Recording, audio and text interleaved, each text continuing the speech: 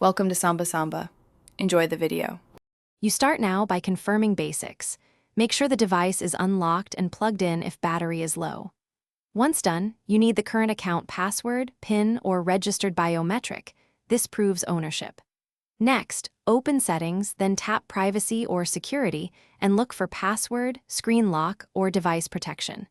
You perform these steps to reach the control panel where removal is possible. Doing this first avoids interruptions and protects your data while you proceed.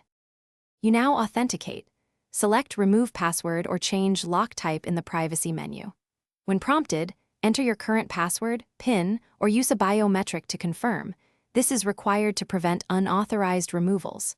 Once authenticated, choose None or a less restrictive option and read the on-screen confirmation about encryption or app-level locks. Make sure to confirm deliberately. This step both removes the lock and updates how apps and encryption behave, so you understand. Finish by rebooting the device, then immediately reopen Settings to verify the password option is gone. You should test unlocking via the new method and check any encrypted folders or apps to ensure access remains intended.